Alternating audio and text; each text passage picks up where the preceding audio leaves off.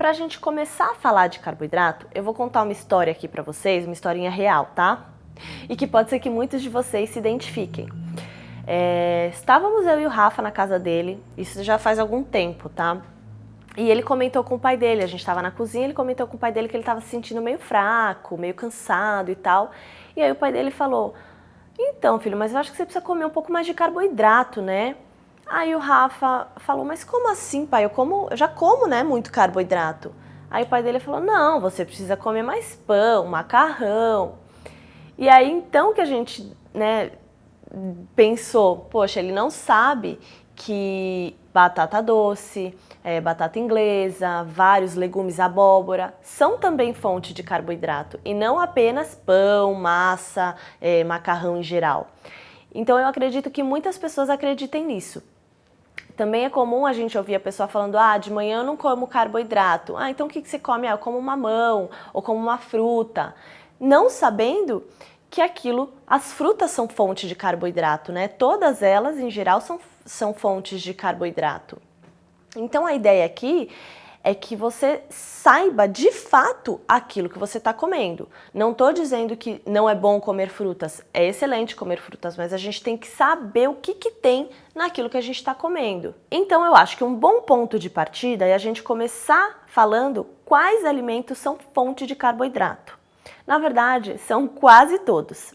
Então, frutas, legumes, leguminosas, que são os feijões, lentilha, grão de bico, os grãos em geral, cereais, que são arroz, aveia, trigo, o milho, as hortaliças, então couve-flor, brócolis, abobrinha. Aí a gente tem também os que não são in natura, né? Então pão, macarrão, bolo, tudo isso fornece pra gente carboidrato. Agora que a gente já tem uma ideia de quais são os alimentos fonte de carboidrato, a gente precisa entender e saber qual é a função deles dentro do nosso corpo.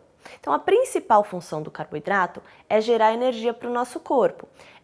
O nosso corpo ele prefere essa fonte de carboidrato, é mais rápido metabolizar ela em forma de energia do que alguns outros nutrientes. Além de que os carboidratos desempenham uma função essencial no crescimento de massa muscular e no funcionamento geral do nosso corpo. Uma coisa que muita gente não sabe, e pode até parecer estranho, é que todo e qualquer carboidrato que você coma, independente de ser açúcar branco ou uma batata doce, eles são absorvidos pelo nosso corpo em forma de glicose, que seria açúcar. O seu corpo não consegue diferenciar que você comeu uma batata doce no lugar de um açúcar branco. Ele vai absorver tudo como açúcar. E aí a gente tem uma pergunta importante. Será que todos esses carboidratos são iguais? Porque da maneira que eu falei é o que parece, né? Mas não.